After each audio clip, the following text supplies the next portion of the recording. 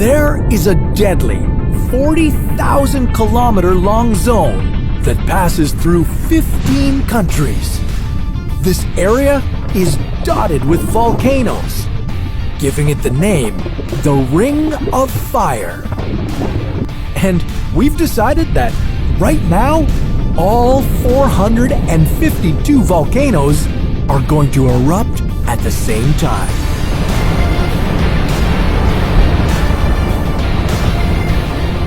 Talk about an explosive event. What would be the most dangerous part? Could it change the climate? And would there be any warning before it happened? This is What If, and here's what would happen if the Ring of Fire suddenly erupted. The Ring of Fire is a horseshoe-shaped area that stretches around the edge of the Pacific Ocean. Its volcanoes formed when continental plates slid on top of oceanic plates, forcing the oceanic plates into the mantle below. This tectonic movement is called subduction, and it doesn't just create volcanoes, it also causes massive earthquakes. Around 90% of the Earth's earthquakes happen along the Ring of Fire. So, if all these volcanoes erupted at once, we wouldn't just be talking about lava flowing. We'd be witnessing massive earthquakes, toxic gas, and tsunamis. But why would the Ring of Fire erupt? You can thank tectonic plates for causing volcanic eruptions and devastating earthquakes. These plates create the Earth's crust and mantle, and they're constantly moving. As they move, they collide and rub against each other, eventually breaking and releasing seismic waves. And when one tectonic plate gets pushed below another, it creates molten rock called magma. Magma is lighter than rock, so it rises to the surface, trapping gas on its way. When magma is thick, these gas bubbles can't escape easily, so pressure builds. When the pressure builds enough, it causes an explosive volcanic eruption. And the volcanoes in the Ring of Fire are deadly.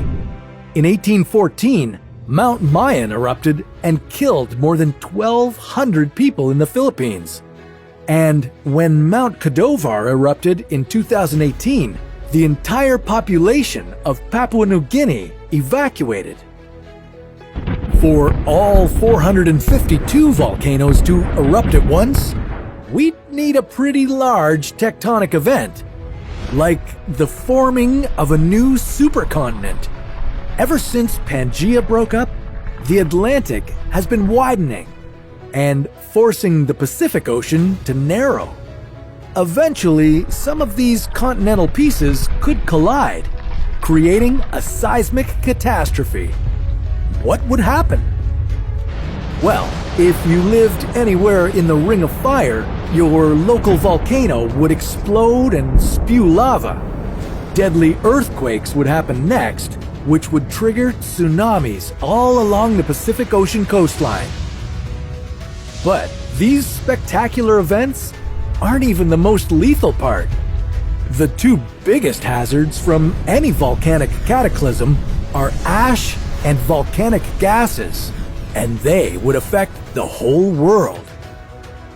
The 452 simultaneous eruptions would launch a lot of ash into the air. The ash would cover the world, completely blocking sunlight. In 1991, when Mount Pinatubo erupted, it cooled parts of the world by up to 0.4 degrees for 2 years. And the thick layer of ash wouldn't just cause temperatures to drop, it would also cause massive crop failures, leading to a global food shortage. And as if things couldn't get any worse, the toxic volcanic gases would create acid rain. The rain would make the oceans even more acidic, killing off coral reefs. Marine life would suffer an extinction event. The worst part is that we can't predict volcanic eruptions. There would be no warnings. Cities would be destroyed and many people would die.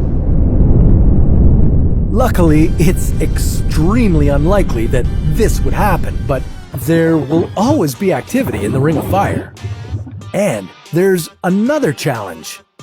While the rate of eruptions isn't increasing, the damage they cause is.